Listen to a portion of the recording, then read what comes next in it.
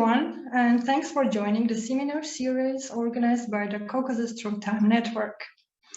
Today, it's our greatest pleasure to host a meeting dedicated to the recent projects on the archaeology of Urartian Kingdom, titled Urartu and State-Building Processes in Armenia. We aim to showcase and create healthy discussion around the works of our four speakers.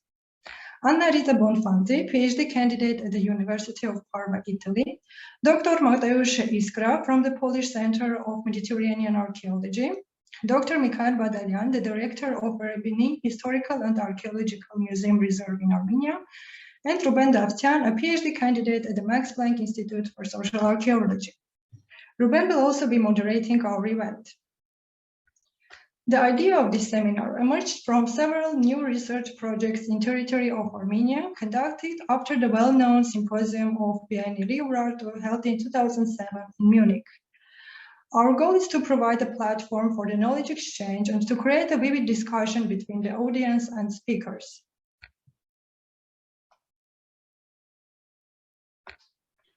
Hello to everyone. I will introduce you basic house rules. If you're not going to speak, please mute your microphone. And if you have any questions, please write in the chat box or just click on the raise hand button and you can ask your question. Please, Gwen, continue. I will now take a moment to quickly introduce our network, the Caucasus Through Time Network. So we are a group of master and PhD students all working on the Caucasus. The overall aim of the network is to bring together regional archaeological, anthropological, and historical debates and discuss current research carried out in the Caucasus. We are open to the fields of history, art history, anthropology, archaeology, medieval studies, literature, and historical linguistics, all related to the Caucasus and adjacent regions. The network is an inclusive and encouraging environment, and we put strong emphasis on uniting, transcending national boundaries, and enhancing dialogue. Importantly, we provide a space for young scholars to showcase their work and thereby facilitate knowledge exchange among scholars and early career researchers. So welcome from my side. It's my greatest pleasure to introduce Annarita Bonfanti. She is a PhD candidate at the University of Pavia. Annarita, you can share your screen already.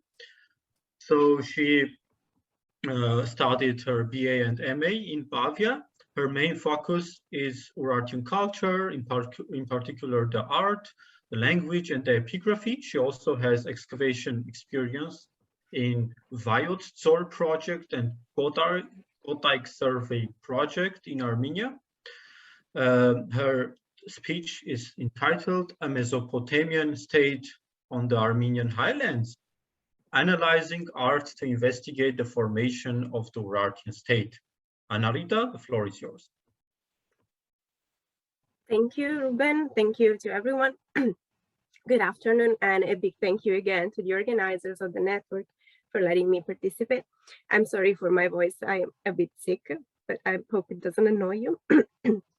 Despite the big title I gave to the presentation, I realized that the time I have here at my disposal is kind of short.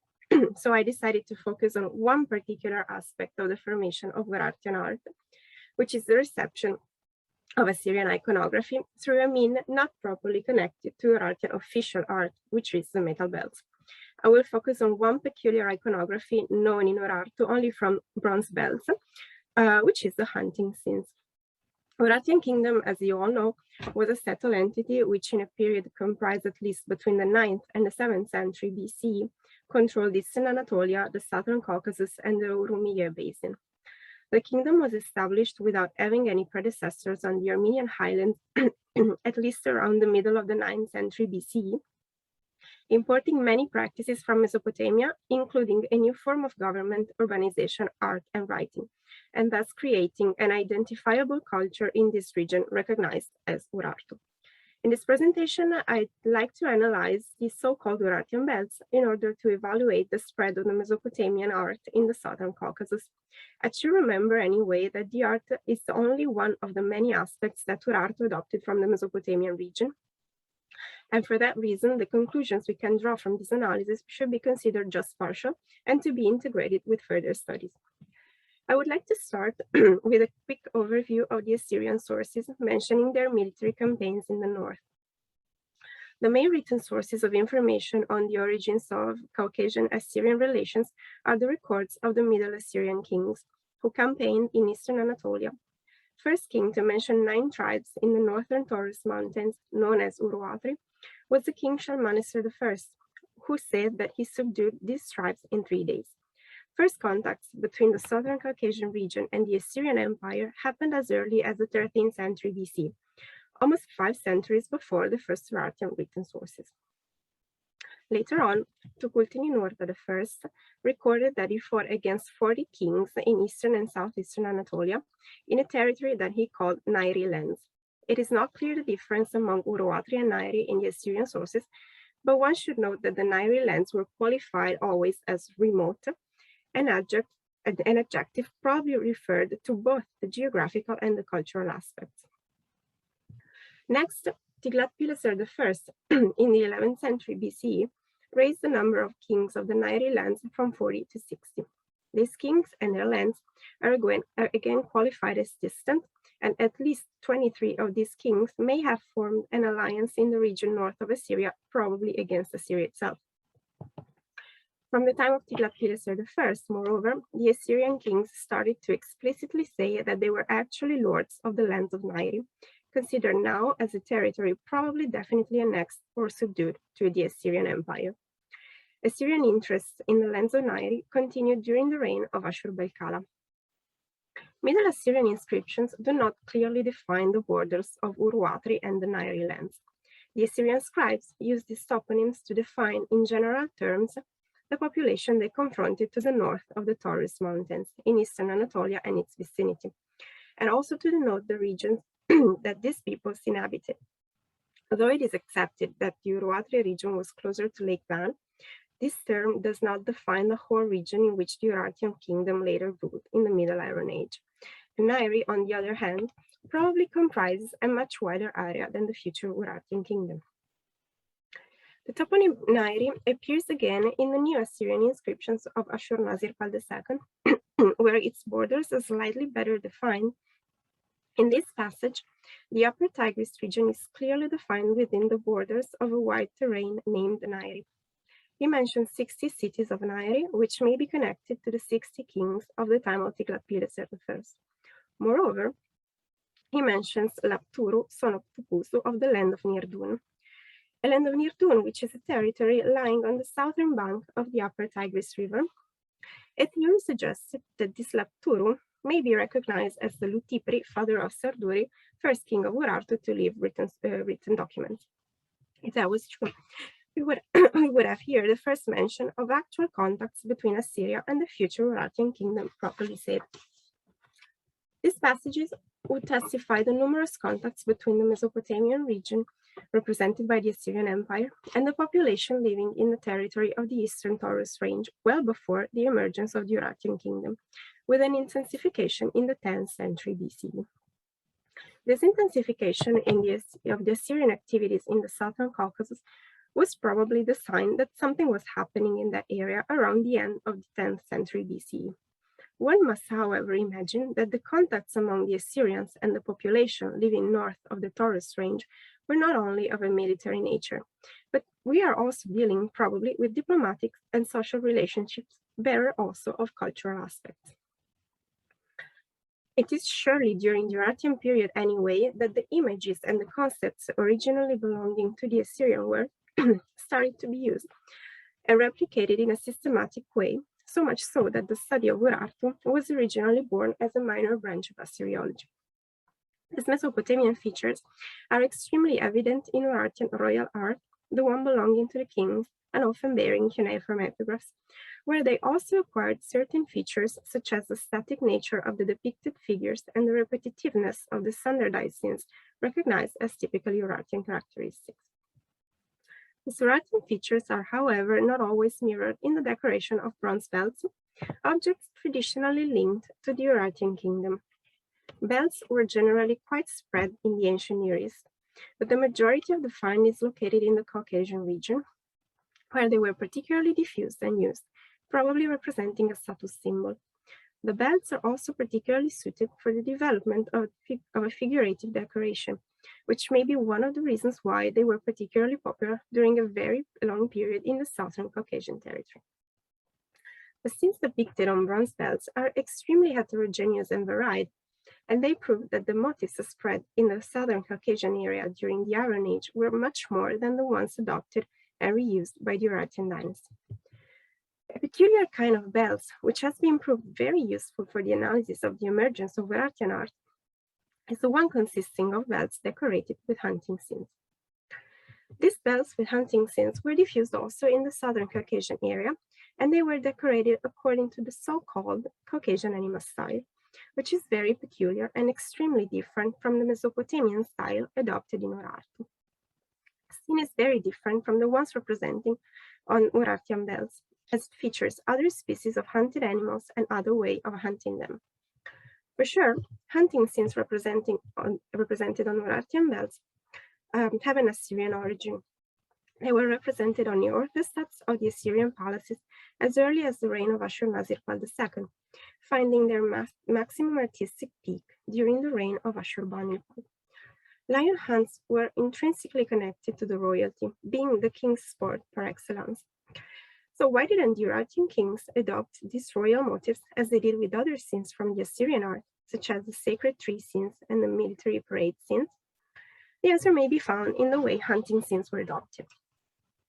If their adoption happened before the canonization of a proper standard Urartian art, which may be dated to the end of the 9th, beginning of the 8th century BCE, it is possible to hypothesize that their meaning as royal sport went lost, as they were probably connected to the hunting scenes on Southern Caucasian belts, which did not bear any royal significance. On the contrary, the adoption of other motifs, as the one previously mentioned of the sacred tree and the military parade, may have followed two different paths. The first one, we can hypothesize that the Urartian rulers selected some of the Assyrianizing motifs spread already in the local imagery, probably focusing on the ones less represented in popular art, and that for this reason may have not been connected to any other Caucasian meaning, and probably preserved the original one linked somehow to royalty. Second path would instead propose that the scenes carefully selected by Urartian kings in the process of creation of their distinctive artistic style were not at all spread in local territories as part of the popular imagery that would allow to connect the creation of the Urartian royal art directly with the Assyrian one, without the local intermediary. I think the second path may be the less possible. The result would be, in both cases, the creation of what we can call Urartian style, which is characterized, as previously mentioned, by the reproduction of Mesopotamian motifs in aesthetic and standardized ways. The previous consideration allowed me and Roberto Dan to draw the following, albeit partial, conclusions, which will be soon published in a forthcoming article. At the time of the formation of the Urartian state during the 9th century BCE, a sort of super-regional artistic koine was spread from Anatolia to northwestern Iran, whose center was probably Syria.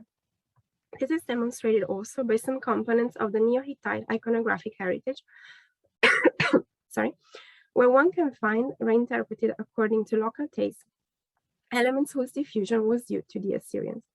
The creation of Urartian art, as a process probably lasted several centuries, may be seen as the result of the progressive assimilation and subsequent partial reinterpretation of elements coming from the Mesopotamian world. At the time of the formation of the Urartian state, the sovereigns somehow selected certain iconographic features, either already present in regional repertoires or absent, making a choice also among the vast iconographic heritage reflected in metal belts. Certain characteristic themes of Assyrian art, such as hunts, remained excluded from royal art of Urartu. With the emergence of the Urartian state, the direct influence of Assyria on the region was interrupted to such an extent that there was a transition from a process of Assyrianization to one of Urartization. A hypothetical trajectory from the spread of Assyrian iconography in the later Urartian area might have initially started with the diffusion of the belts from the Southern Caucasian region to the territories that later become the center of Urartu. Once the use of the object has been assimilated and reinterpreted according to new Assyrianizing taste, it is possible that with the advent of Urartu in the northern Armenian territories in the 8th century BC, the diffusion of the decorative elements present on bells followed an inverse trajectory, which we may call Urartization, spreading Assyrian decorative motifs, now reinterpreted and reused by Urartians, in the northern areas.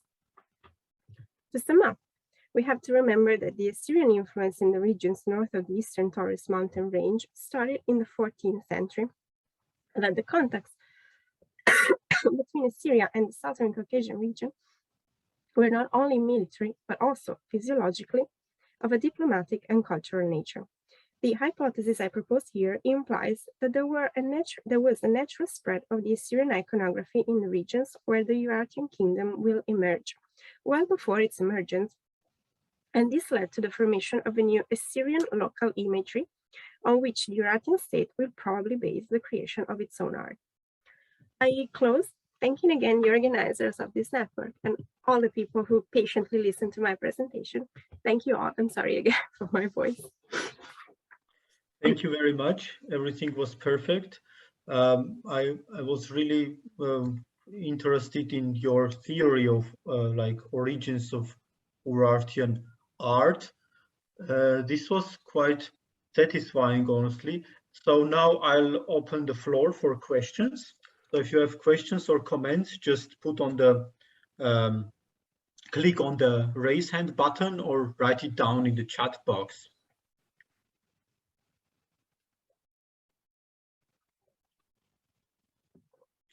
So we need to write our questions in chat box. Either or. You can write or you can just raise your hand. And then, okay, so Okay. Michael, yeah, sure. So first of all, thank you very much for your very interesting presentation. It was really interesting. Just few questions. So because also I have an article about the royal hunting scenes of bulls and lions in Urartian iconography. So in Urartian art and iconography, there are scenes which are not seems to be influenced by the Assyrians, but they are so common. For example, if we take attention on the iconography of famous Anzav shield, so almost we have no parallels with the second deity standing on a light with thunder bells, and especially in Urartian early iconography, where is very common image of the god standing on a lion in a winged disc. And also we have also similar image of a god with crossed hands. So that is one of the widespread images in the early Urartian iconography, because we have inscriptions of Ishpuini and after Menua on that objects. So, and as I know, we have almost no parallel in Assyrian iconography. For example, I studied only, I got only one parallel for this image in as a stamp in later Assyrian period, but not in earlier. So what can you tell about this?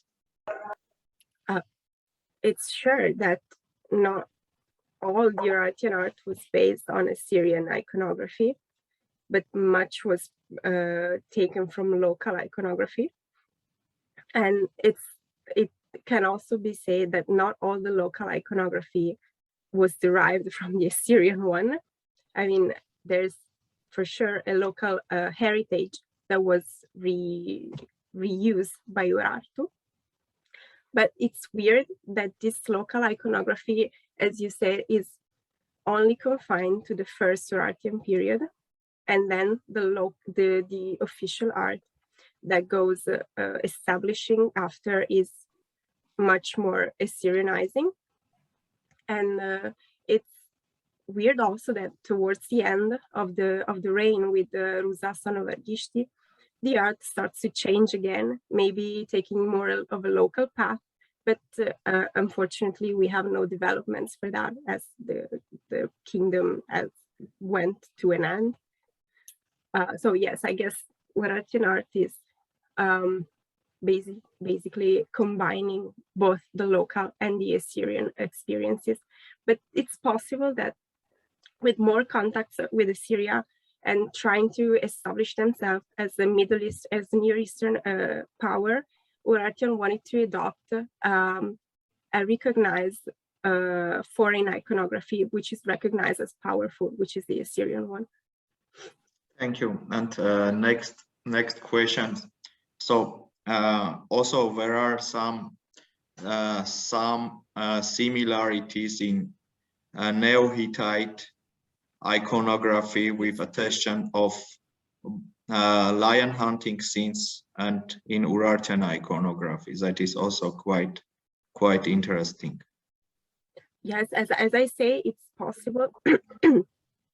There was a sort of artistic koine spread in the ancient Near East in the first millennium, and that comprised also the Neo-Hittite territories, which started to have contacts with Assyria at the beginning of the first millennium BC. I thank you for your question. Thank you very much. Thank you. And for the next question, I would like to ask Ali Çiftçi. Thank you very much for your presentation. It's really interesting. Just a quick question. When you say local, is that what the official Urartian art, or is it, you mean local population away from the citadels where you have, it's not an official. So your argument is, in your argument, are you considering the local population from the official's art? Is that part of it? Is it a part of it? That surely it cannot be both. I mean, there should be. It look like from the citadels or where we excavate a lot. It's usually associated with official art, and then you have the local population who perhaps in a rural area where the belts are very popular. It look like the imagery is quite different than what. In your argument, either I missed or perhaps I missed, I believe. What's your opinion on that? Thank you for your question. With the local, I mean, all the objects that are not inscribed, and so they do not pertain to, for sure, to the Urartian royalty, which may be influenced also by the Urartian royal art. So the point was that it's possible that the diffusion of an Assyrian iconography took place before at a local level and then to the Urartian royal level, as the Assyrian contacts with the local populations were so much early in time than the emergence of the Urartian state itself. In your argument, so a lot of bells are usually coming from cemeteries, yes. And these cemeteries are not associated with most of them not associated with official royalties or Urartian royal family. So they're quite different. There must be surely one for official where they kind of dictate what can be produced or not. And then you have a freestyle from local artisans who could produce anything. And there must be difference between these two. Am I right? I guess so. I guess I have to investigate this topic more. But yes, I think this official art had also an impact on local productions, like as a trend from a certain point.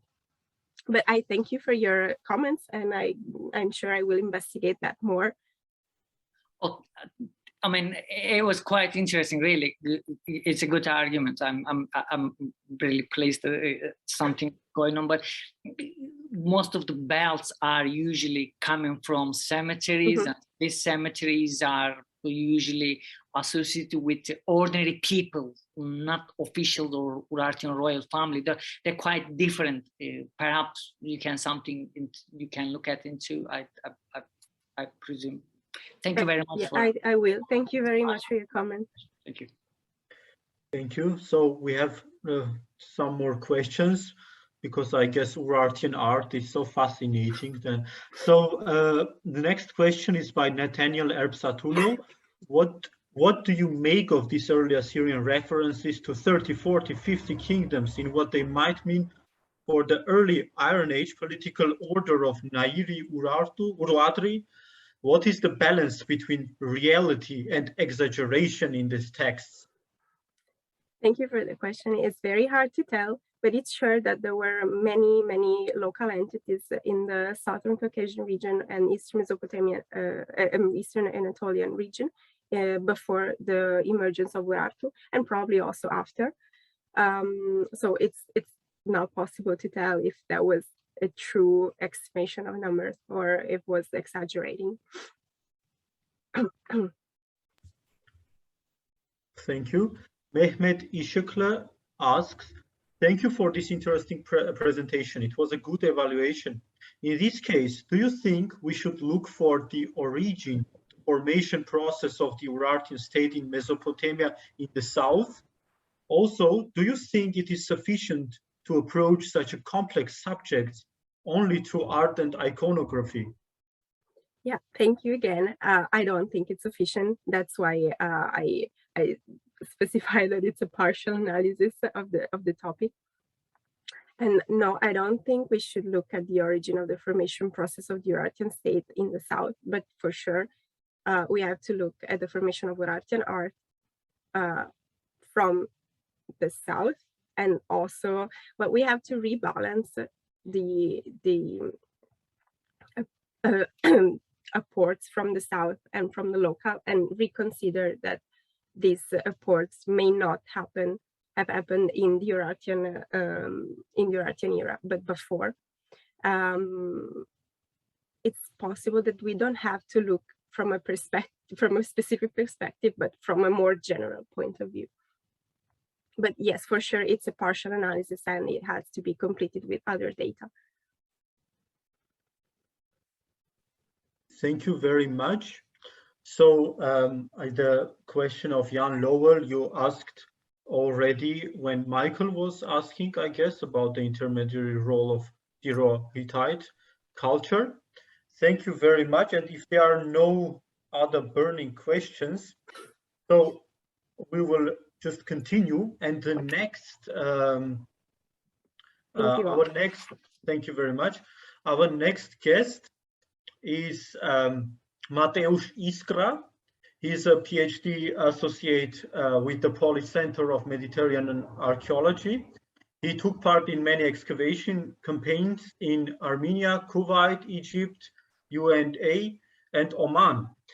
So his talk is entitled "The Coexistence and Interference of Urartian and Local Potting Tradition in Transcaucasian Hinterland between 8th and 6th century BC, evidence from Metsamor and neighboring areas of the Ararat plain." Unfortunately, Mateusz couldn't connect right now because he's in Oman and is on the way, and his internet is very slow, but he already pre-recorded his talk and sent us to it. So I would like to ask Gwen to share the screen, and we would like, and we can enjoy talk of Mateusz via video he sent to us. Good afternoon, ladies and gentlemen. Firstly, I would like to thank organizers for creating this webinar and opportunity to present some part of my current work to much broader audience. However, I must apologize that I couldn't show live presentation. In my defense, I can say that I'm currently working in Oman, where my internet and thus connection via Zoom or Google Meet is very restricted. However, I will try all my best to join you later and answer your question in a Zoom chat. Back of my today's presentation, I would like to notice that the studies on socio-cultural relations between so-called Urartians and indigenous population of Transcaucasian in Anatolia are one of the most developing aspects of modern Urartology. I use the term so-called Urartians deliberately, mainly because I'm an advocate of the view that Urartians were not a single ethnic group, but rather a conglomerate of various social and ethnic groups united by common economic interests. Together they create sophisticated but rather close society in the subjugated territories inhabited by the predominant local population, such as in the Ararat plain. The story of Urartians as a group of newcomers in the Ararat plain basically goes back to the times of Nuwa and his conquest of the Eriqua tribe that inhabiting the right bank of the Ararat River. From the point of modern geography, the seats of the Eriqua tribe should be located somewhere close to the cities of Igdir and Karakoyunlu. However, there is a problem to draw the northern border of this polity due to the fact that actually we do not know where access flowed during that time. Second stage of Urartian annexation of Ararat plain traditionally is connected with one of the first campaigns of Argish I, which resulted in foundation of two fortresses, namely Erebuni and Argish Tihini in the land of Asa. The land is located roughly in the territory of modern Armavir province in Armenia. Although both campaigns are perceived from epigraphic sources as a destructive for local polities and their population, from archaeological point of view, the evidences are very speculative. This applies to the destruction layers found in Metsamor, Karmibu, and Dvin that are conventionally connected with a campaign of Argish I. Putting aside that the results of stratigraphical analysis of Dvin and Karmibu were never properly published, recent excavations of Metsamor conducted by Armenian Polish team have revealed an astonishing different picture of the Urartian expansion in the valley, as well as relations between newcomers and locals during political domination of the Urartian Empire. As to the Metsamor, these relations could be analyzed with several categories of archaeological evidences, but the main one remains studies on pottery distribution. I would like to emphasize at this point that Metsamor, for many different reasons, is a key site for the entire region in the context of a research into local pottery production and the distribution of red stone pottery during the 8th and 7th centuries BC. Therefore, the results of my ceramological research carried out in the site since 2017 necessarily constitute the main axis of my present day presentation. The ceramic aspect that I'm presenting today comes from three different parts of the site that make up two different archaeological contexts, namely the settlement and burial context. However, I must notice that there is a little material dated to the 8th and 7th century from the area of the fortress. Mainly due to the later construction activity in this place, as well as an insufficient condition of the documentation of previous excavations carried out by Emma Hansen. The most important source of information about this period is therefore the area of the settlement, more specifically its part located on the eastern slope of the Metzbur hill. On the basis of the stratigraphic sequence recorded there, it was possible to improve the current chronological sequence of the site, which from the 70s was a focal point for the regional periodization of the early and middle Iron Age. The data collected during the excavation were used to more accurately distinguish the phases of habitation and abandonment of the site in the period between 12th century and to the 5th century BC. The Urartian period in Metsamor is associated with two building phases, labeled as a phase 4b and phase 4a. The phase 4b is related to the initial period of development of the Urartian administration in the region during the reigns of Argish I, Sarduri II, and Rusa I, and covers greater part of the 8th century BC. Two large buildings from the settlement area are associated with the phase 4b, namely House 1 and House 2. Both constructions were partially erected on earlier buildings. dated on 10th and 9th century BC. A particularly important building here is House 2, which probably should not be treated as a single residential unit, but rather as an extensive residential and economic complex consisting of at least 10 rooms.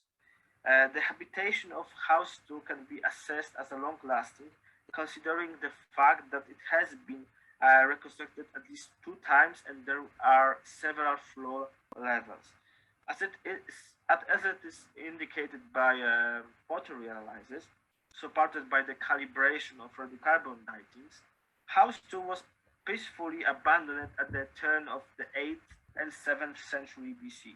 This fact also marks the end of the Phase 4b.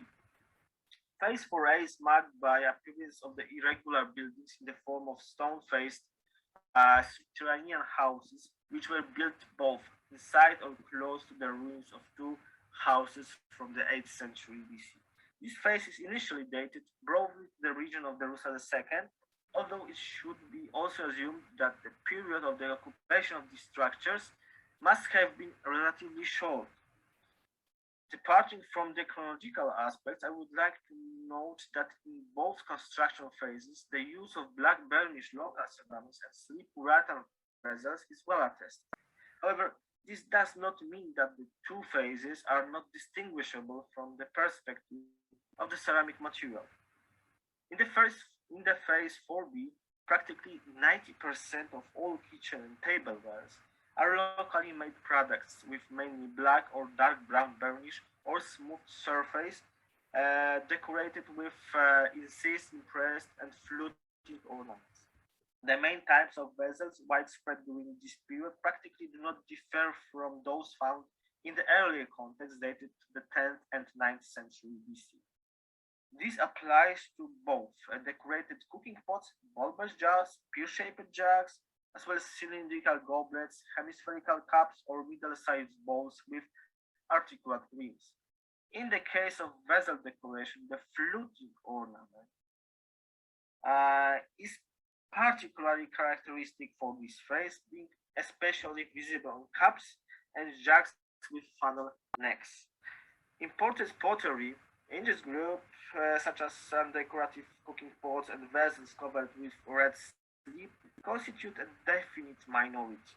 I must point out here that these are not large vessels. They are mostly hemispherical bowls with diameter range between 20 to 25 centimeters, and jugs with funnel necks. So far, no fragments of typical Urartian pitoi or cigar-shaped vessels have been found. With the lack of them,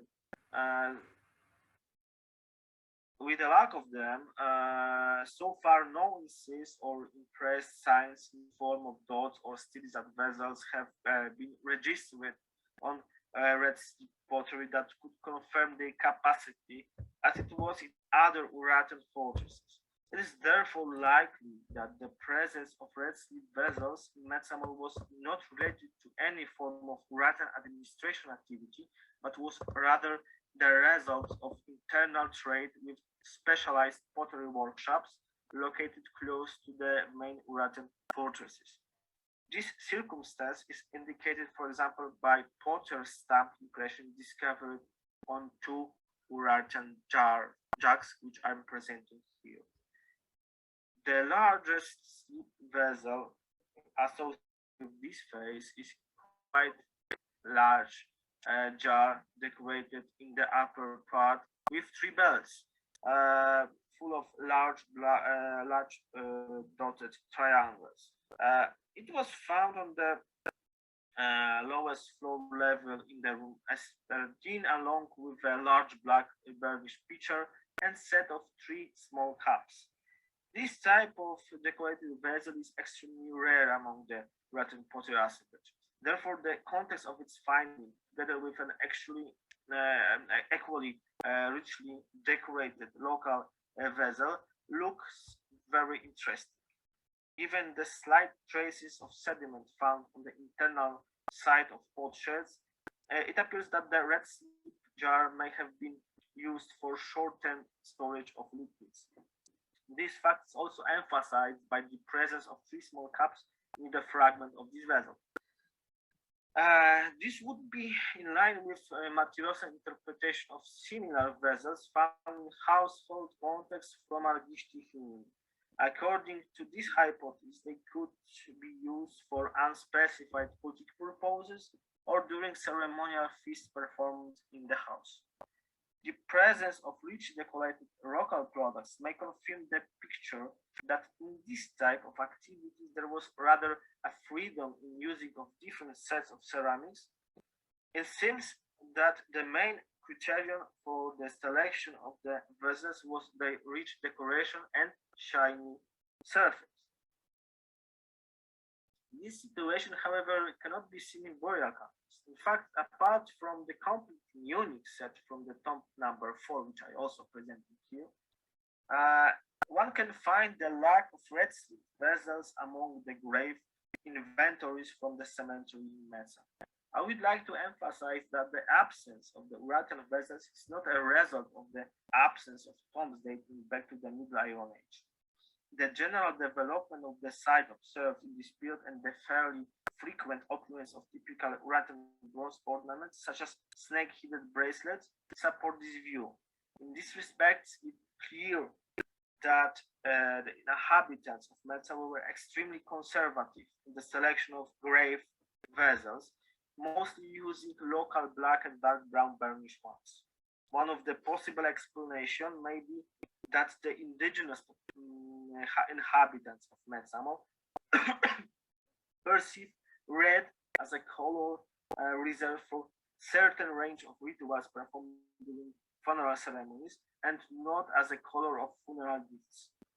In this respect, I would like to note that some of the Metsamor skeletons bore traces of red dye or ochre, which was most likely covered with the body of the deceased. The fact of existence of well-dated groups located of local vessels from the phase 4b is very important also for dating of burial assemblages from the cemetery. Taking into account the close analogies between the vessels from the settlement and burial context, it can be initially assumed that about 60 to 70% of the tombs so far generally dated to the 11th to the 10th and even 9th century BC may actually be from the 8th century BC. This observation is extremely important for the study of regional chronology, based in fact only on burial assemblages. For example, in the interpretation of many sites located in the northern part of the Ararat plain, the presence of red slip pottery was considered the basic chronological criterion. Therefore, most of the tombs from such sites like Aigeshat, Sassun, or Ahabnatum, not containing red slip vessels, were tentatively dated to the pre-Urartian period.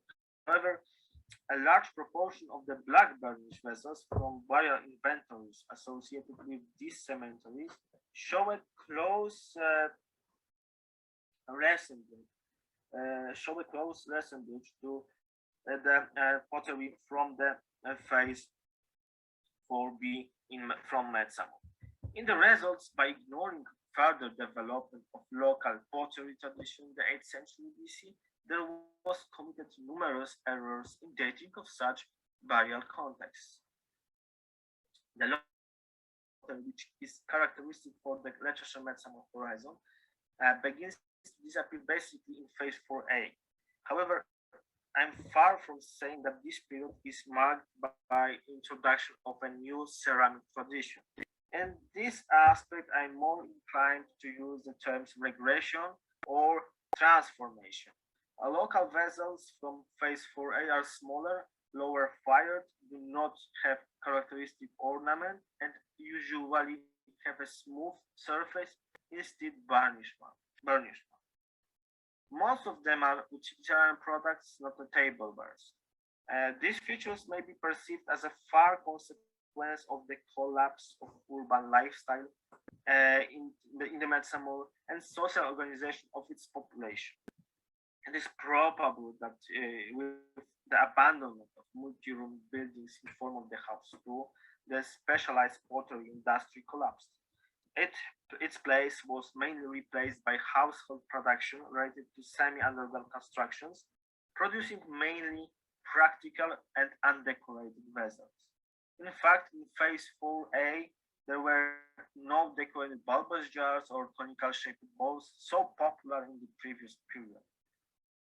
They were replaced by vessels whose shape resembled the contemporary Urartian vessels, such as deep or shallow carinated bowls or egg-shaped undecorated jars. Importantly, in the phase 4A, the percentage of slip ceramics remains unchanged and amounts approximately 3%. However, a small fraction of this number are typical Urartian products. In fact, the only type of vessel that meets this characteristic is a small bowl with thickened rim. These types of bowls are very well attested from the Fortes settlement in Kalinbur, as well as from Ayanis or Basta. On the other hand, a large part of sleeve vessels are located in a local imitation of Urartian products. They can be recognized by uneven firing, coarse tempered fabrics, and poor quality sleeves. In a sense, this type of vessels found in a context dating back to the mid-7th century BC can be considered as a prototype of the so-called early Armenian pottery, which became popular in the region during the 6th century BC. The development of local imitation of Urartian products can be explained by the process of internal migration of the autochthonic population towards Urartian fortresses, which took place most probably at the beginning of the 7th century BC. It could be associated not only with political events, but also with natural disasters that hit the region during this period. As a consequence, there was an outflow of specialized artisans, including potters, from provincial centers such as Metsamor, the main cities of the region. As a result, local black and dark brown ceramics were more often used with the Urartian fortresses, but at the cost of adapting to the new recipients. This price was the resignation from traditional ornamentation and at the expense of the production of undecorated vessels resembling the Urartian prototypes. To sum up today's presentation, I would like to say that on the basis of the material from the Metsamor, two stages of relationships between local and Urartian pottery production can be drawn. The first stage falls on the 8th century BC and can be called the period of coexistence of both ceramic traditions in the region without any visible features of mutual syncretism. This was mainly due to the still strong and culturally compact local settlement and the spatial separation of the Urartian administration seats. The second stage, dated actually to the 7th century BC, can be called the period of interference of the Urartian features into the local pottery traditions. The reason for this was not only the decline of local settlement at the beginning of the 7th century BC, but also an outflow of local artisans, including potters from the provincial centers to the regional administration seats. Thank you very much for your attention, and I will be happy to answer your question on the chat later. Thank you very much. Thank you. Thanks to Mateusz. And it's really pity he couldn't be here, but it's also very thoughtful from him to present his presentation in this way. And I guess we are all familiar with this kind of problems as an archaeologist, to be in a remote place and have no internet connection. So I guess it's better if if someone has question to Mateusz, he or she can write an email, and and here I am writing his email address in the chat with his allowance. So he already said that it's maybe the best way because his internet is very poor right now. Okay, in that case, I would like to continue and to invite our next speaker, Dr. Mikhail Badalyan. He is the director of the Erebuni Historical and Archaeological Museum Reserve. He is a postdoctoral researcher at the Institute of Archaeology and Ethnology of Armenia, where he also completed his PhD thesis about the religion of Urartu from the archaeological perspective in 2015. He is the initiator and co-director of archaeological excavations at Urartian sites of Erebuni, Garmiz-Blur, and Otsabert. He is author of more than 50 academic publications with main focus on the archaeology of Urartu. His talk is entitled Rethinking of Urartu on the basis of recent excavations at Erebuni, Otsabert, and Garmiz-Blur. Mikhail, the floor is yours. You can share your screen. We see everything perfect.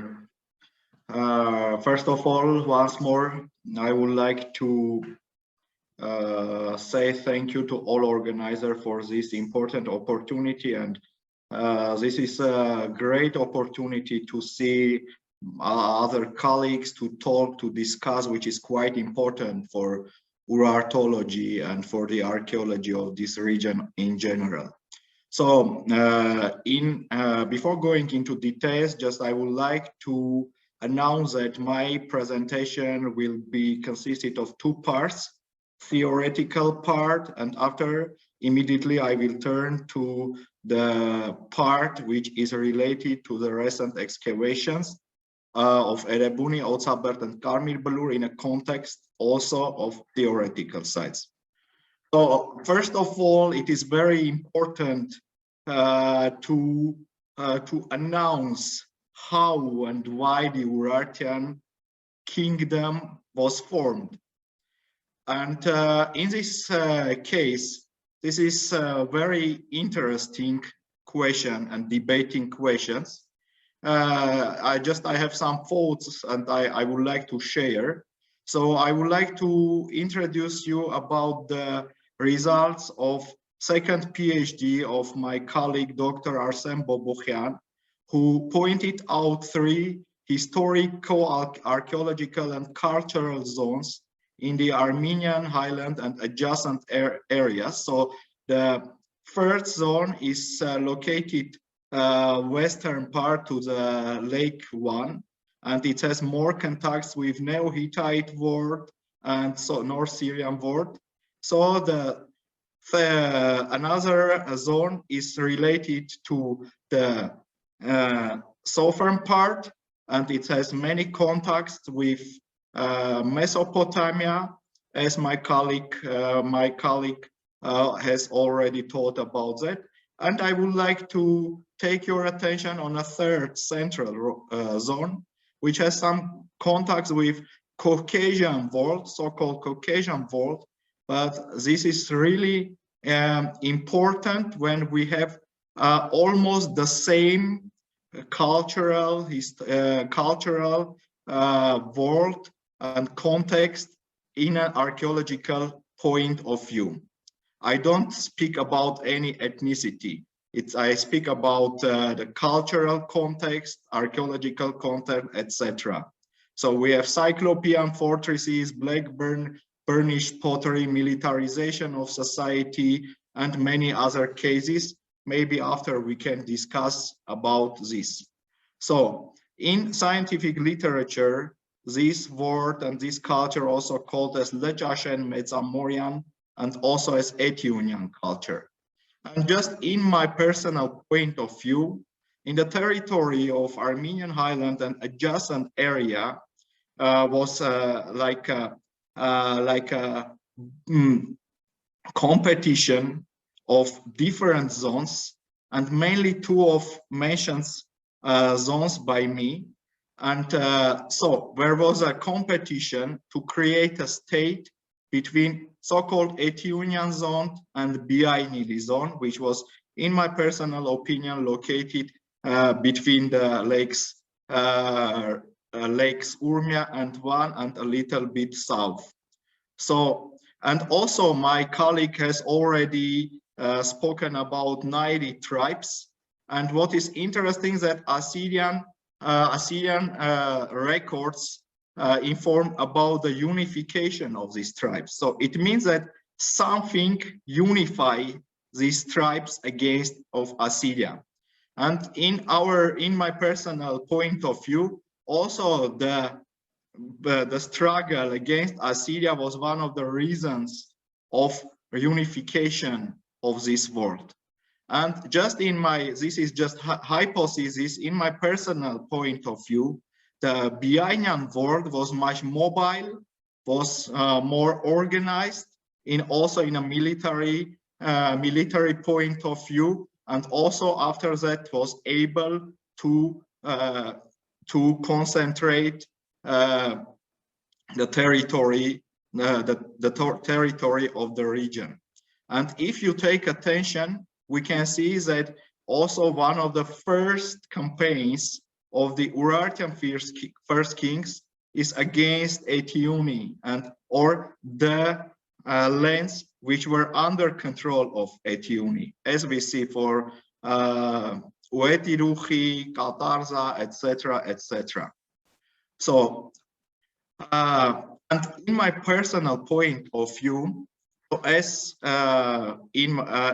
told also my Italian colleague, so the formation of Urartian state is making an empire and empire standards of local cultures, and it is something a battle of Biainili and Eteunian words which mixed, and after we will see what happened. So if we see, for example, one of the Anza fortresses, we have no buttresses.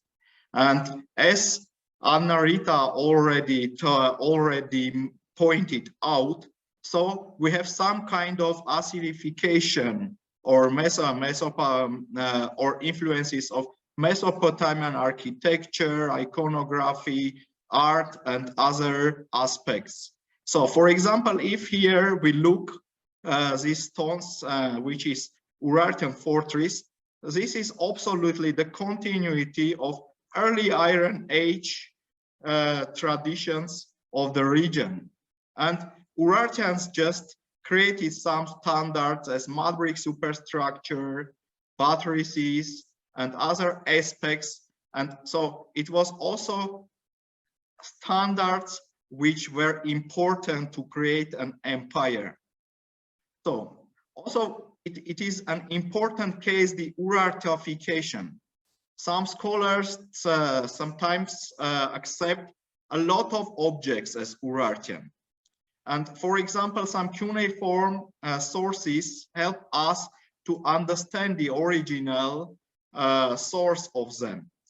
Here you can see in a left part the votive inscribed ring of King Ishpuini, one of the first kings of the kingdom of Biainili, where he mentions that he has taken these votive rings from the land of Uetiruchi.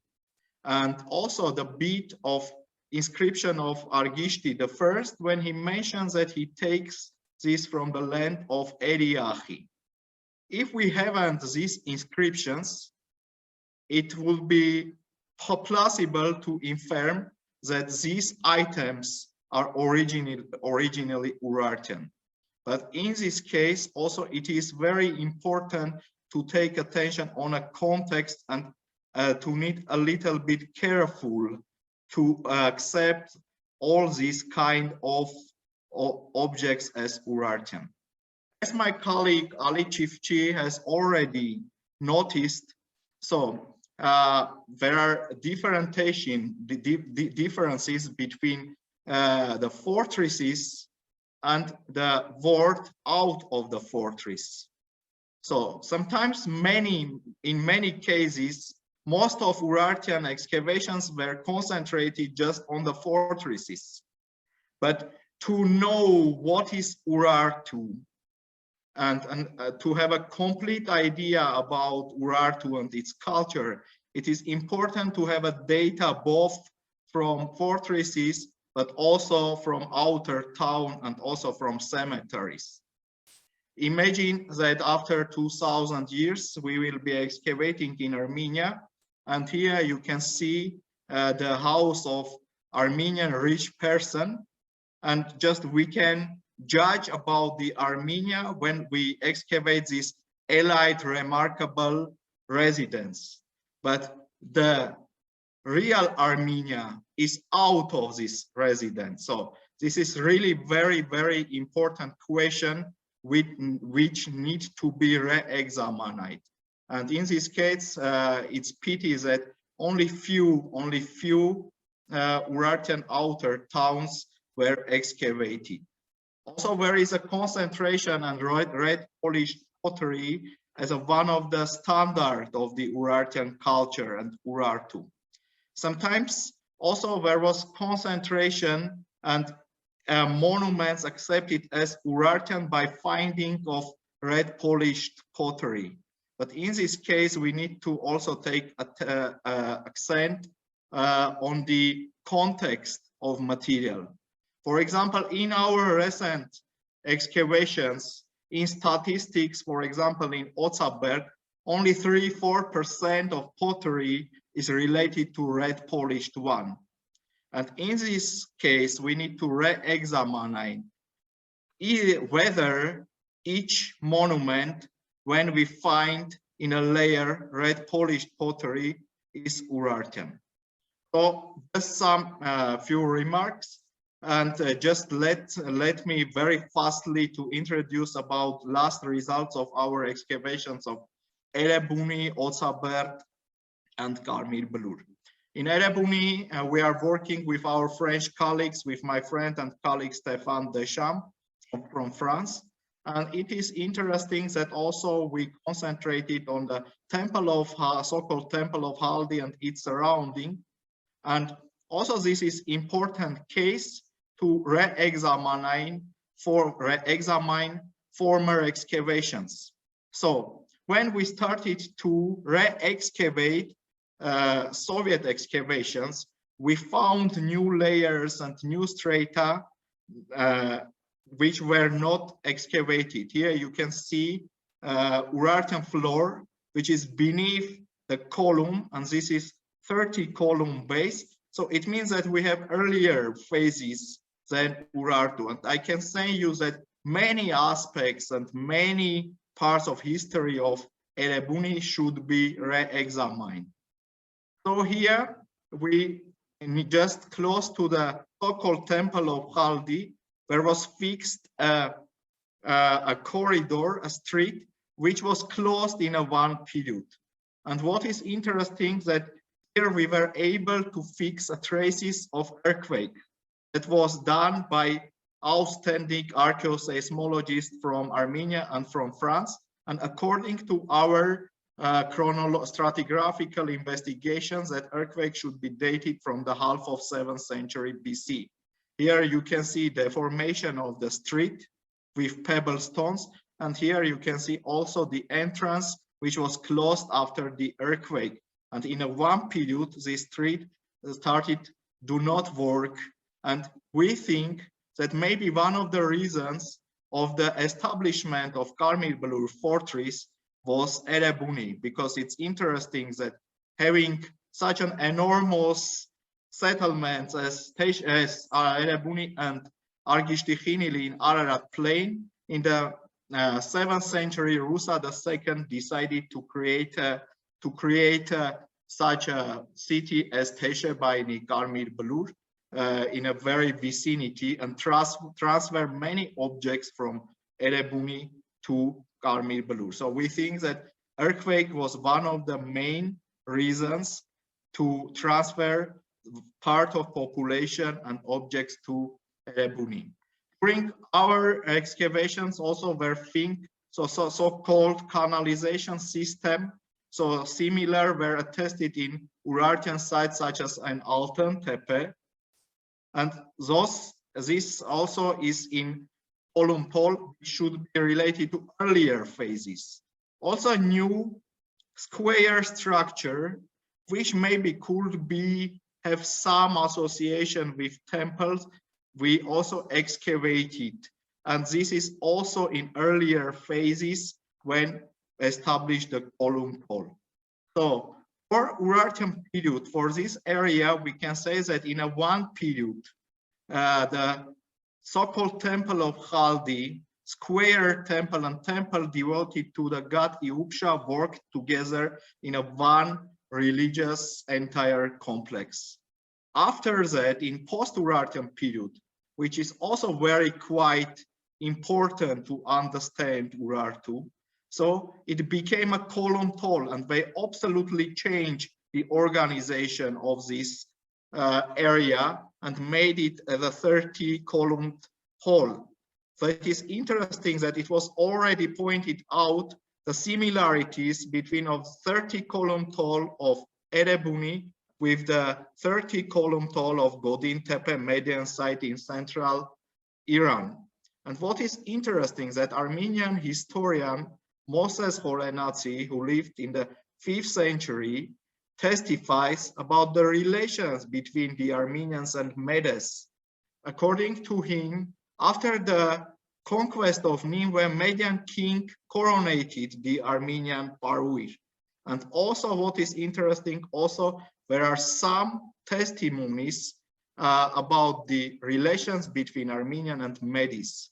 In archaeological point of view, this can be some kind of archaeological reflections of these testimonies. So why I say that the excavation should be re-examined. So here you can see so-called 15, whole number 15 in Erebuni. And when we started to re-excavate, we found absolutely new data, which was not fixed in Soviet period. So in a Pitoi hall, we found 4 pillars and also some other phases. You can see the wall of almost 370 meters. And also here we have absolutely new situation, which was not fixed in Soviet excavations. Just about, because we are short in time, just about the last excavations, we concentrated in outer town. And according to our excavations, we found very interesting stratigraphic evidence. So we found very late occupation layers with structure. And what is interesting that these structures were built after disaster, and after that the pits, also this part of pottery was closed and they built this structure. And as we can judge, this kind of pottery should be also dated to the late Urartian to post-Urartian period. And it gives a new impression about the correlation of the fortress of Erebuni and sites. So Otzabert is located in a southern shore of Lake Sevan, just in area A, which is located in a southeastern part. We excavating an interesting structure. And what is interesting, when in one context we were able to find red polished Urartian, but also pottery very typical for post-Urartian phases. It means that we have either continuity of Urartian traditions, pottery traditions, or imitation of this local imitation of these traditions. We were able also to fix mud bricks, which is very similar with sizes of Urartian ones, such as excavated in Agrab Tepe, Basta, Merebuni, etc. But in morphological point of view, we did also analysis in Armenia and Italy. They are extremely different. So in the northeastern part, we were able to excavate an interesting structure. And here you can see the nivellation for the preparation of the clay beaten floor. But in earlier phases, we were able to find late Urartian structures, which were closed in post-Urartian period. And this spot is very good indicator for datation, can be dated with analogies from 7th to 5th century even. So is found from the later phases. Here in a red, in a yellow, we have a Aeolian layer, which according to geomorphologic investigations related to some climatic changes. And after that climatic changes in post-Urartian period, just they changed the organization and made higher this structure, so which is also interesting. But one of the most attractive features of the excavation of Otzabert is the founding of rampart system. We know that these kind of systems are fixed in Hittite architecture, also as I know in Levantine architecture. So these kind of ramparts are attached to the fortification walls of the citadel. And here we did just excavations. And here we see the construction of the rampart. We have a stronghold after mud brick and after stones with rampart. This is a good phenomenon. And these ramparts are continuing alongside of the walls of citadel of Otzabert. And here you can see an interesting phenomenon. The walls, fortification walls of Otzabert citadel are built, established on a mud brick structure. Also, we discovered also parts of outer town, and in here you can see in our early phases we have black pottery, which is common to our early phases related to the end of 8th century, beginning of 7th century. And also we have these post-Urartian shells and post-Urartian structures. For example, this one. And what is interesting is that in classical period, this part was abandoned. And here they used the walls as a part of making cemeteries and burials. Here, for example, you can see group burial and Pitos burial, some C14 results, so I'm not going to concentrate on them. And about Karmir Belur, where we are excavating with my dear friend and colleague, Dr. Walter Kuntner from Innsbruck University. And what is interesting is that during these excavations, we were able also to find some layers where we have also pottery typical to post-Urartian and especially to Achaemenid period. And here we need to also re-examine the collapse date of Karmir Belur. The trench where I am responsible and the excavation are still now in continue. We are just going to finish the excavations after some days.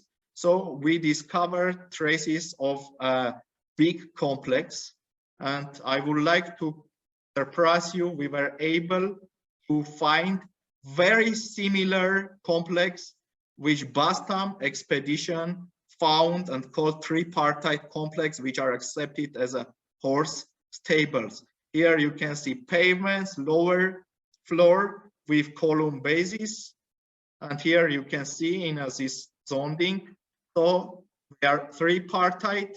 So for animals and the middle path for human.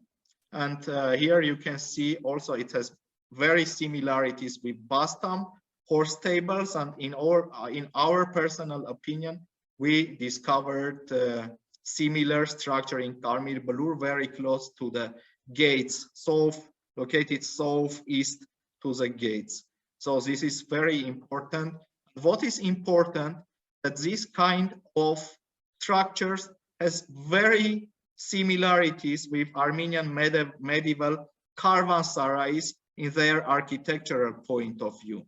In this case, I would like to mention that outstanding architects as Jakobson or Varasdat Harutyunyan were already mentioned that the origin of Armenian medieval caravansarai should be derived from ancient stables.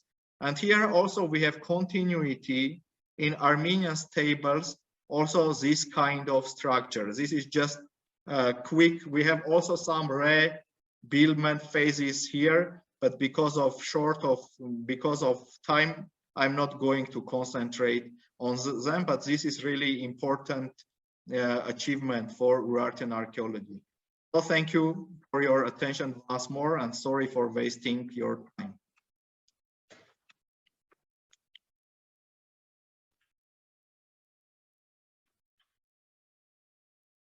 So thank you very much, Mikhail. It was everything but wasting our time. And it was a fascinating talk.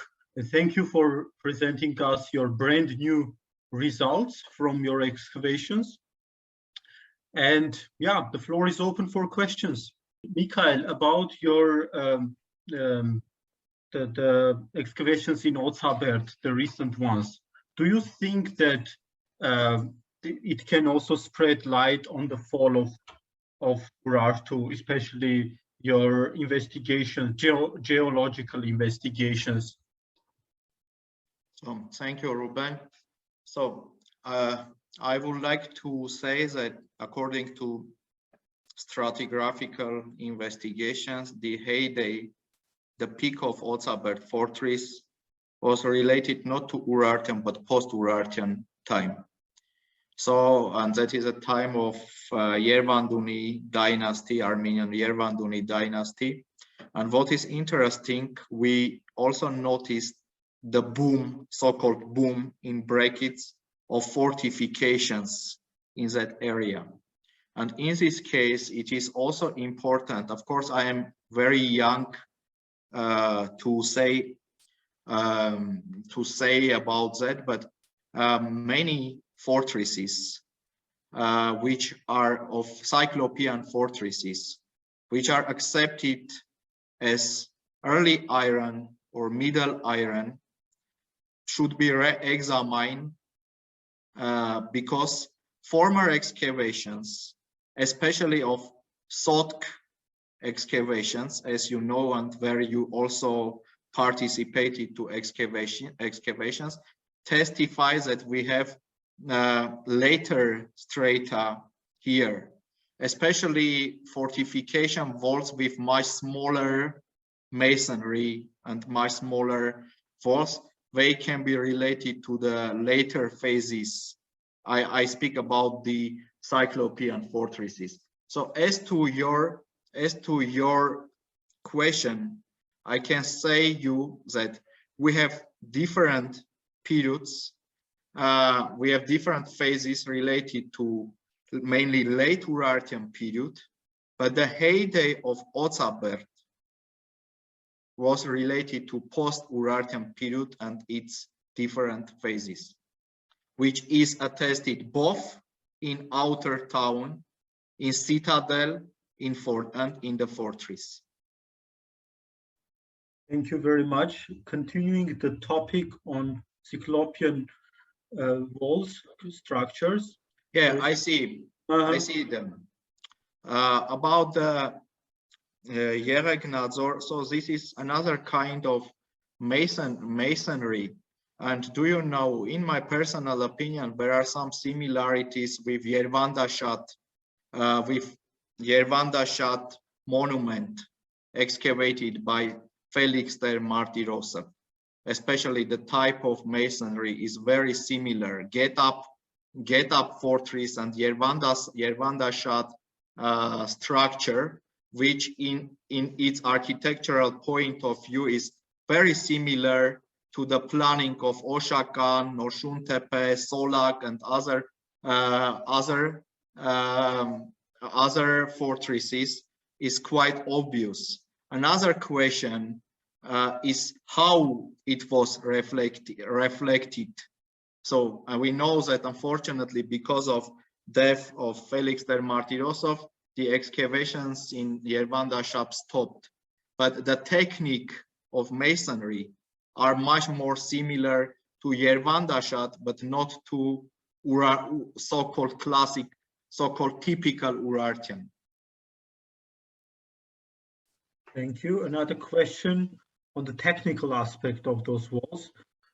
Can you comment on the structural stability of large stone walls built over mud brick substructure?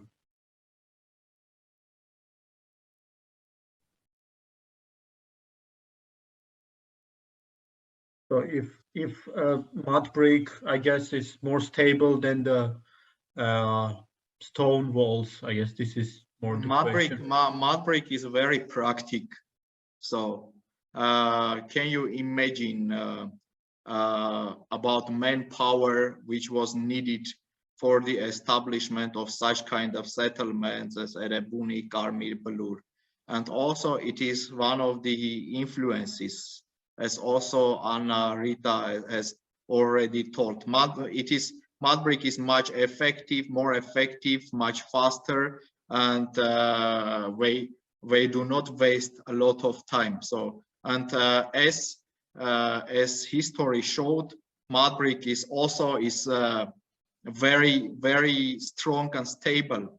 Till now, there are a lot of structures built by mud brick, which are sometimes more stronger than some structures built by stones.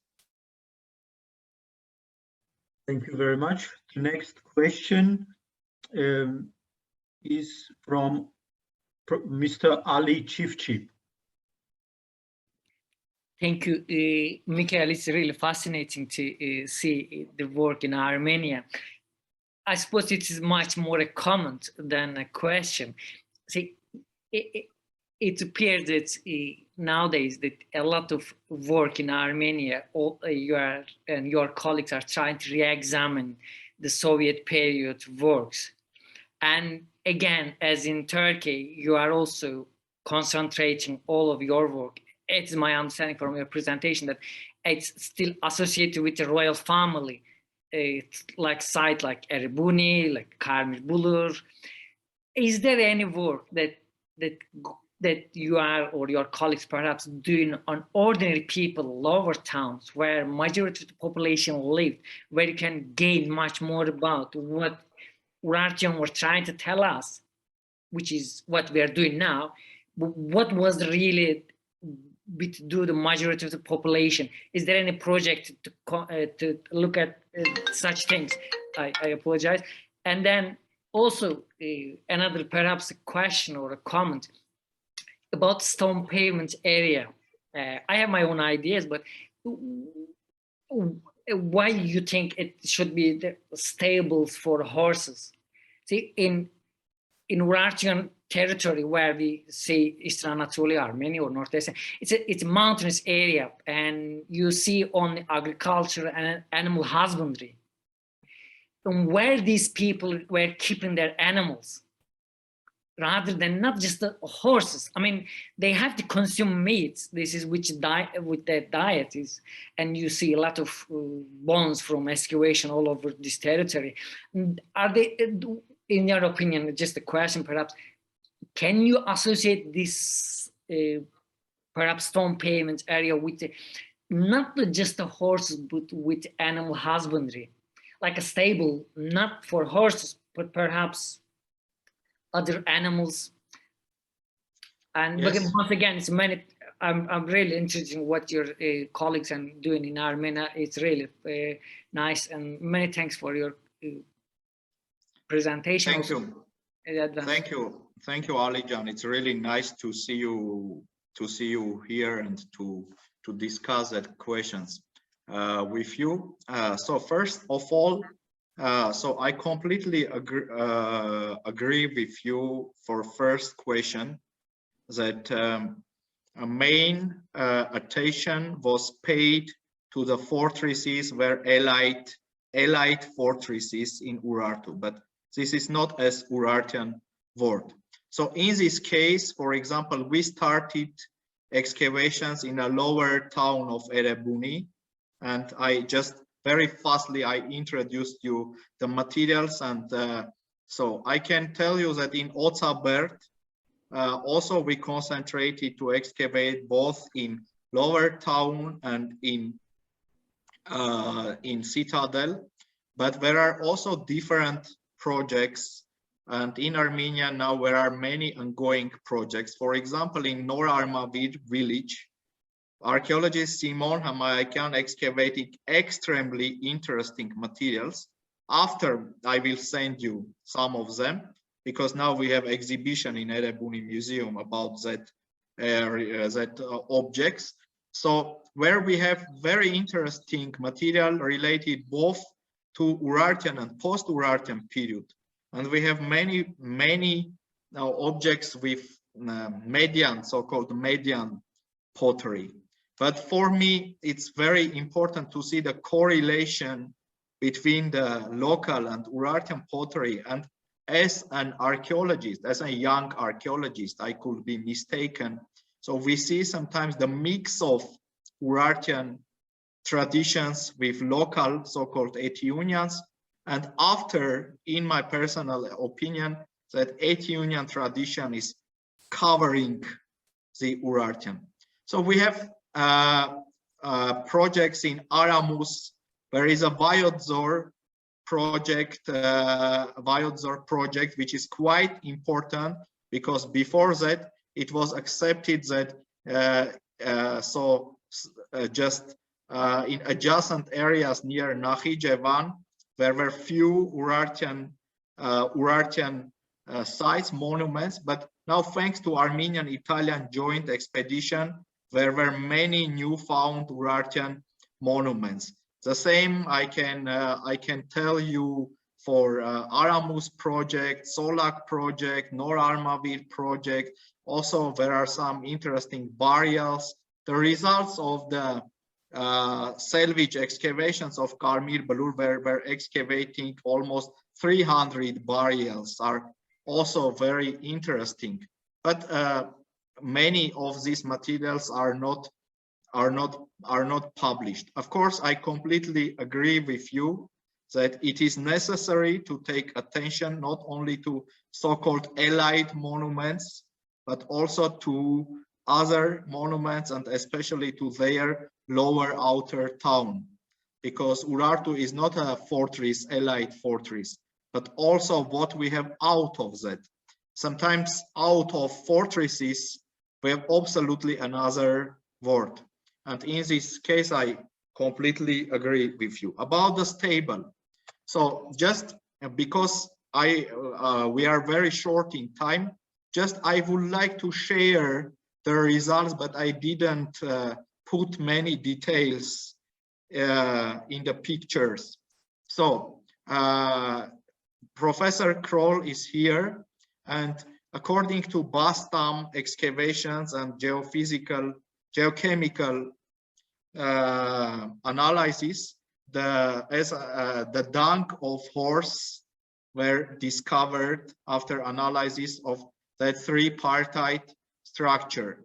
And in this case, horse tables are very comfortable to call them horse tables. And I share the opinion of my senior colleague, our senior colleague and famous Urartologist, Professor Kroll. We can call it stable. And what is interesting, that we discovered also bones of horses, just in a thick layer on a pavement. But of course, this is not enough. So just today we sent some analysis to Russia, and we are going to send to Copenhagen and to Germany for analysis.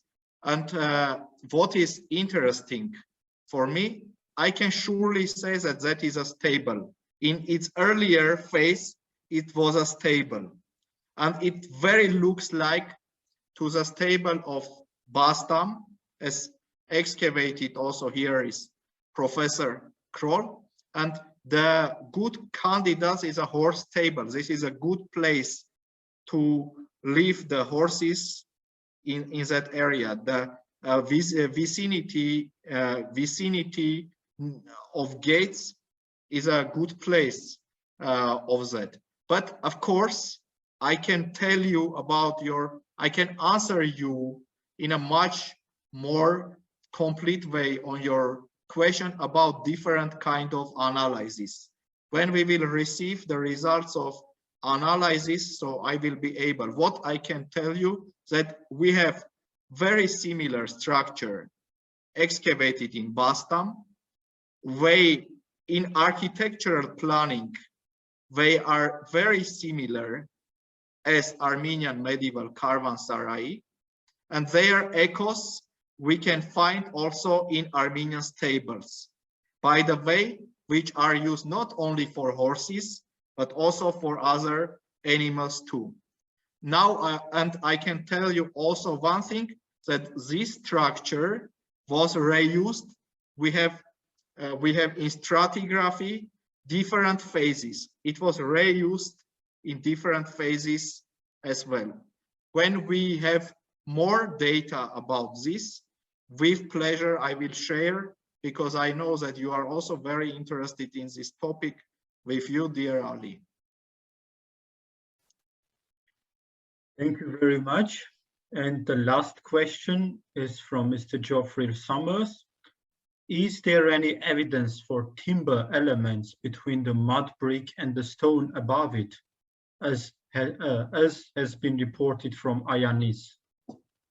Otsabert, right?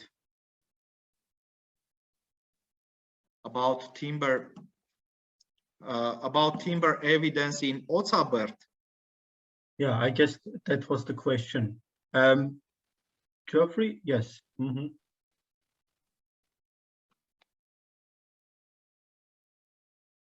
Yes, we haven't. No, still we haven't. We haven't any timber evidence. Thank you very much. If there are no other burning questions, okay, super. So thank you very much, Mikhail.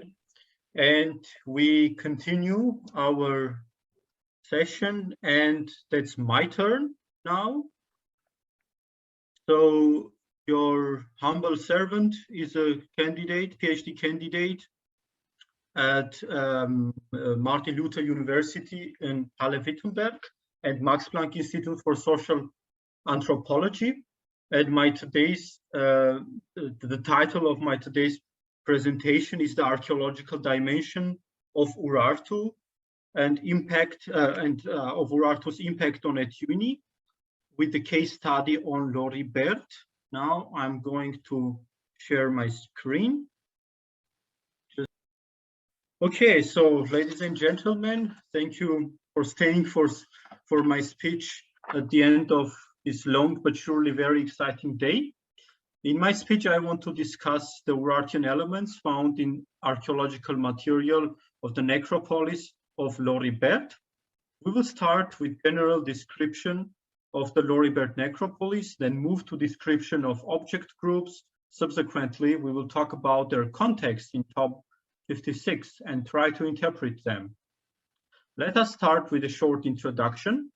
Loribert is one of the best studied prehistoric archaeological monuments in South Caucasus. It comprises a period of usage from the Middle Bronze Age to the Late Iron Age. It means from 22nd to the 5th century BC, so quite a long occupancy time.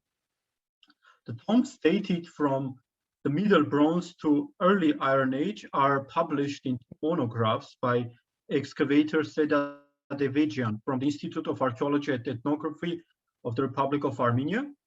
An overview on the Middle Iron Age tombs is available in the volume Ancient Gold of Armenia. Broader data on tomb architecture, burial rites, and golden objects one can find there. 31 tombs dated to the first half of the first millennium BC are mostly located in the western part of the necropolis, this part, sorry.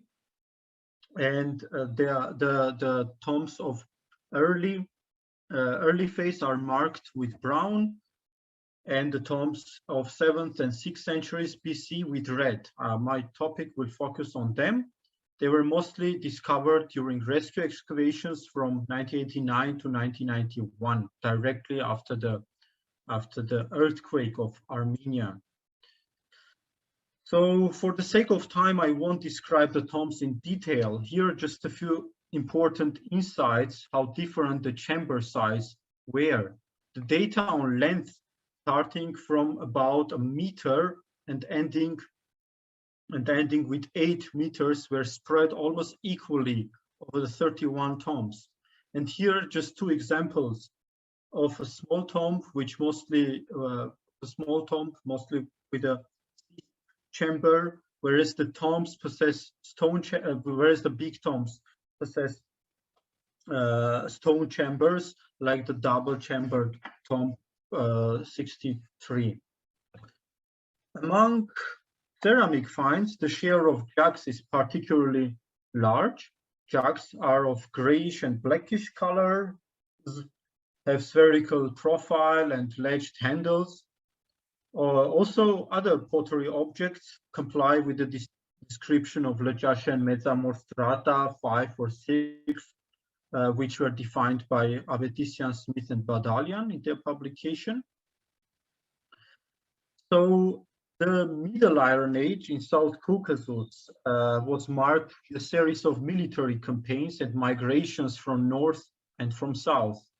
Since previous speakers have already described the political and administrative situation of Etyuni and Urartu in details, I would like directly to talk about the results of the excavations at Loribert, and also about the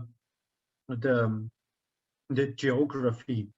So Loribert, or rather its ancient settlement, which remains unexcavated, based on our present knowledge, was never occupied or besieged by Urartians. There were surely several reasons for that. An important point to be mentioned is the administrative landscape of Urartu. The kingdom was spread in a relatively complex geographical area between mountain ranges of Pontus, Taurus, Zagros, and Caucasus. Urartian kings established a geography resembling a network of river valleys and plateaus. Speaking of the Urartian conquest of the northwestern Iran, Paul Zimansky noticed that there was a shift from a pattern of village settlement on tepes to an overwhelming predominance of fortresses along the edges of the valleys. As for Armenia, the administrative focus on valleys can be implemented also for the Ararat Valley and perhaps also for the Shirak Valley in the northwest Armenia. However, Loribert, situated in a region with a series of deep gorges and mountainous plateaus in the north to Mount Ararat, and proved to be non-attractive for Urartians. Nevertheless, some Urartian elements are known in the archaeological assemblage of Loribert, show impacts from Urartu and the Near East, which were found in tombs dating from 800 till 500 BC. They were a matter of consideration in a paper published by Seda Devecian in 2010. In her article, she presented imported objects and noticed that the absolute number is very few comparing with the total number of accompanying material. In my PhD thesis, I tried to create a typology for this small yet very important corpus of finds. Imported objects from 8th to 7th century BC are represented by several seals. This zoomorphic seal has Urartian design and finds its best comparison in the necropolis of Karagündüz, not far from Van Lake. The scaraboids were imported from Eastern Mediterranean, and it is generally accepted that Egyptianized objects objects reach this region via Urartu, and a quite unique quiver pin, images of which can be observed on the near Assyrian palace reliefs. Quite unique object is an arm guard of Urartian repertoire. These violin-shaped objects covered the inside surface of an archer's bow holding, like here or here, if someone wants to shoot with the right. A series of comparative objects with Urartian iconography came from art market. Correct me if I'm wrong, but according to my literature, the one from Loribert is the only example coming from stratified context. Later, in 7th and 6th centuries, their number increased. Here are some faleras, whose comparisons are known from Karmishblue and Hasanlu. They were either sewn to fabric or fixed to wooden objects. With its shape and ear lips, the Urartian helmet is also an item of undoubtedly Urartian origin. Besides Urartu, they were also found in the northern Caucasus from 7th to 6th century BC. According to Ursula Seidel, the Urartian helmets were most probably in possession of Urartian state and were not a private property. Soldiers, Urartian soldiers, were using them and giving it back to the state while becoming a veteran. This means that their export was most likely a matter of state.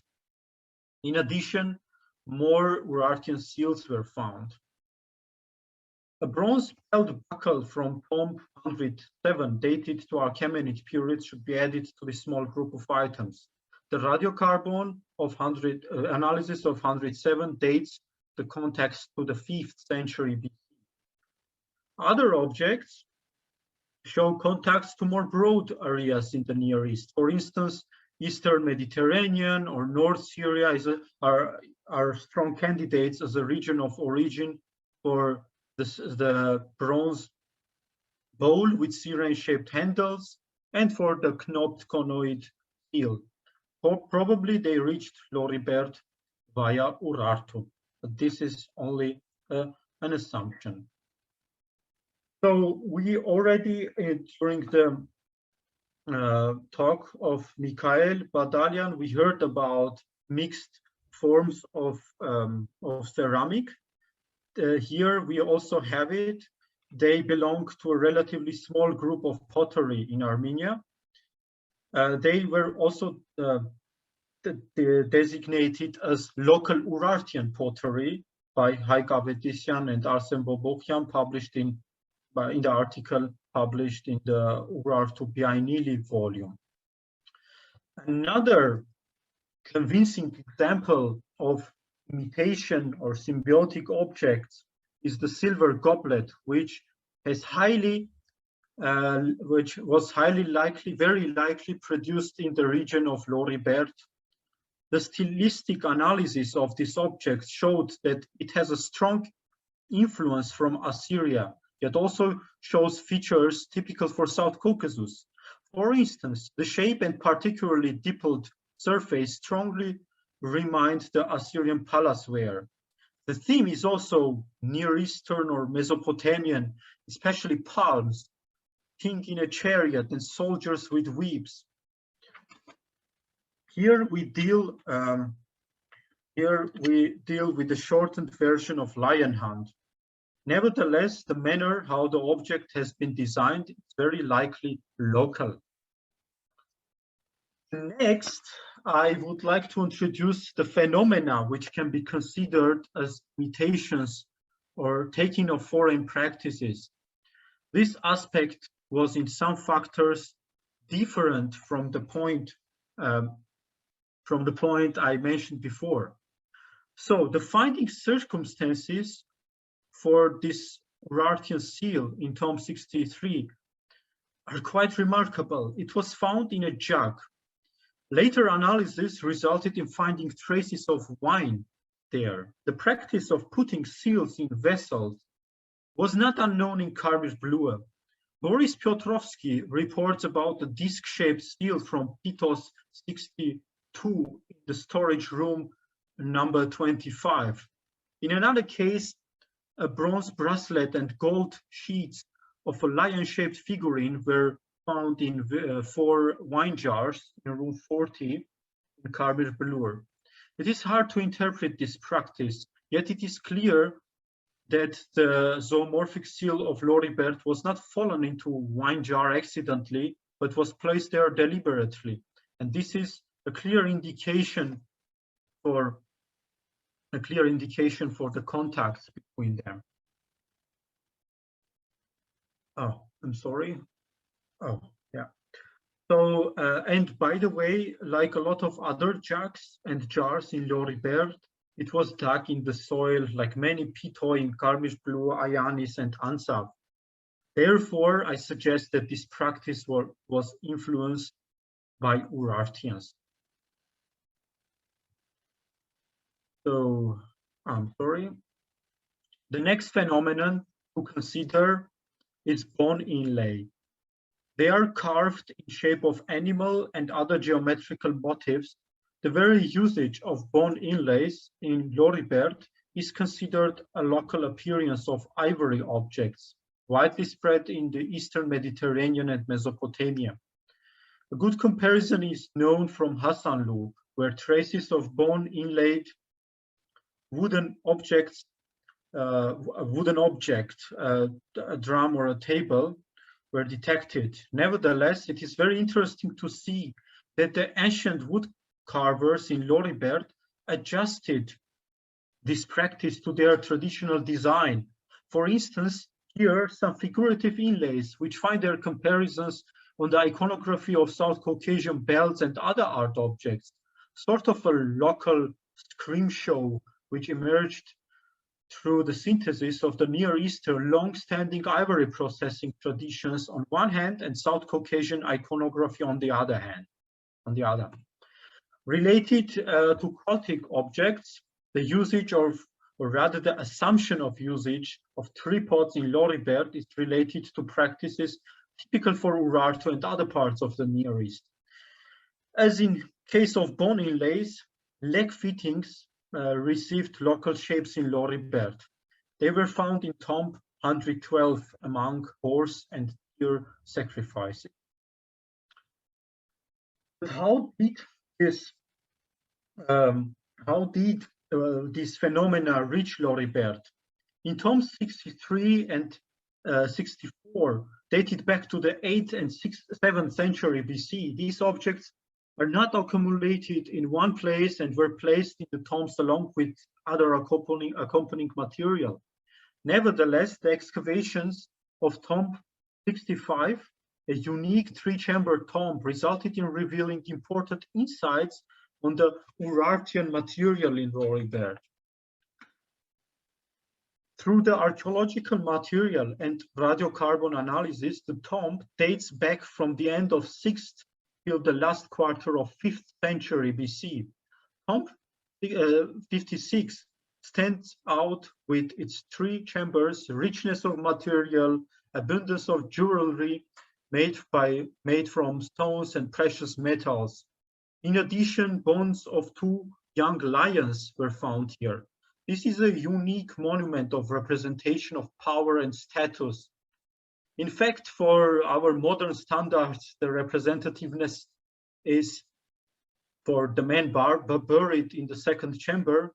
The representativeness is so striking that he can be seen as an Instagram influencer with billions of foreigners of Iron Age. The 1st chamber is one of the best preserved rich burials of Loribert. The systematic arrangement of logi shows 3 main sections, namely the row of harnessed horses, then pottery with bronze items behind them, and cattle in the western part of the chamber. Objects of clearly Urartian origin, such as the helmet and faleras, were found here.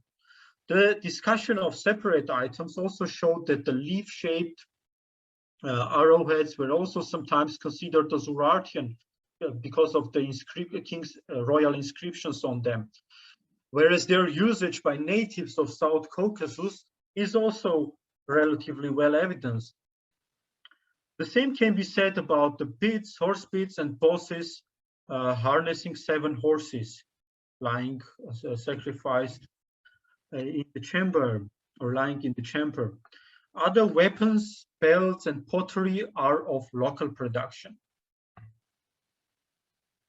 The second chamber is full of miscellaneous material. Main material is also of local origin. Pottery, weapons, spearheads, axes, beads are widely known from other Loribert tombs, as well as from different sites in the region. However, a small number of objects can be associated to the Eurasian nomads. These kind of objects were found mostly in the eastern part of the chamber here. In fact, this chamber has the only object in animal art, here the bead, an item of undoubtedly Scythian repertoire or Scythoid repertoire. In addition, other finds from here are related to Eurasian steppes as well, like this silver torque, the peak with gold plaques, pickaxes, so-called Scythian arrowheads, and finally a lot of iron beads, which were spread especially among Eurasian nomadic tribes. These objects were found mostly in the northeastern part, as I already mentioned. In the western part, there was an Urartian seal, which I showed before. As an administrative symbol, the seal should have been buried with the human body, which was placed in the second chamber, in this chamber as well, as I already mentioned. Anyhow, the deliberate separation of Urartian and Scythoid material in different tomb chambers are, or at least in different sections, is unique. It clearly showed that people organizing or implementing the burial rites were very well aware of the cultural background of items and knew that they belonged to 2 different entities, different worlds.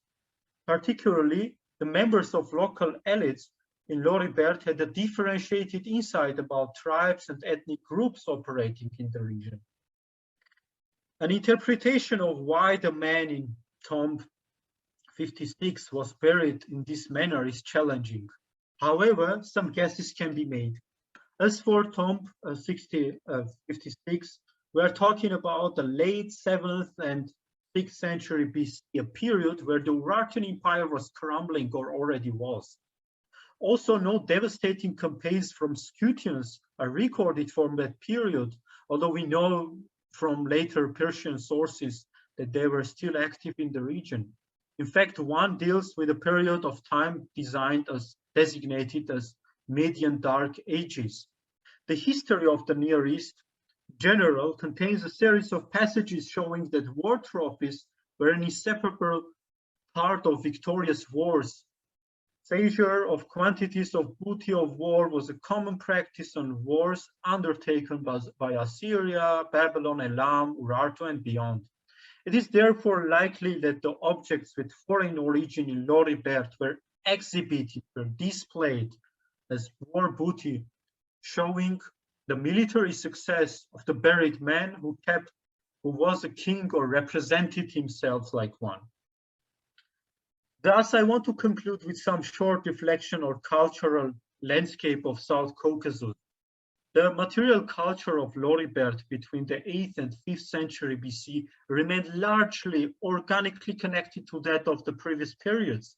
This statement becomes obvious through the examination of architecture, mortuary rituals, chamber architecture. I mentioned the series of metal and pottery items and so on. What definitely changed is the representation of the members of local elite, which gained access to prestigious items from Urartu and Eurasian nomads as well and beyond. Thus, social, administrative, and social cultural changes are traced particularly in tombs of community members having an elevated status. Urartu was a state with its centralized administration, script system, notions of borders, maybe a bit blurry ones, but still, and other components represented a typical Near Eastern or Mesopotamian state, like Annarita already stressed. Analyzing main processes of identity building in prehistoric societies, Pavel Avitisian and Arsen Bobochian concluded that the territory between Lake Sevan, Van, and Urmia were marked by similar tendencies. It is a challenge to insist on the presence of state administration in Etyuni due to lack of written sources. However, archaeological data give us a hint on several aspects in regard to the cultural identity marking process. Finally, the Urartian impact was not merely included with military campaigns and trade against or with communities, yet also the very emerging of one mighty empire in the close vicinity strengthened the perception of we and they for the native communities in South Caucasus. In the end of the day, the fact that Urartians were calling this land with one name already testifies their bounded cultural unity. During the first half of the first millennium BC, native communities developed a shared value system, at least concerning the material culture, which after or during the fall of Urartu enabled the establishment of new states during the 6th century BC, like Armenia and under the Orontid dynasty, evidenced by Persian and later by Greek sources. Thank you very much for your attention. This is the bibliography for the images, the references for images. I'm sorry not to be able to share my screen bigger. I always have this technical issue. So, all right, thank you everybody. Thank you for bearing with us. So it is time for conclusions. So we would like to express our heartfelt thanks to the guest speakers, and we're very grateful for your support and contribution. Of course, also thanks to everybody who joined the event. Your presence is really what makes it special and fosters discussion and interesting questions. So thank you again for your participation. So just a couple of remarks. If you would like to give a talk in our upcoming seminar series, or if you are an early career researcher and would like to join the organizing committee, or again, if you have further suggestions and comments for us for our future events and endeavors, please do get in touch. We're looking forward to hearing from you, and we are eager to accept any comments and suggestions you may have to help us grow and develop the network. Just a reminder that we are present on a number of social media in many flavors. We have a Facebook page, we have a Twitter page also at Caucasus Network. And of course, if you're more of a traditionalist, you can also get in touch with us through our email address, caucasusfulltime@gmail.com. Thank you again very much for everybody.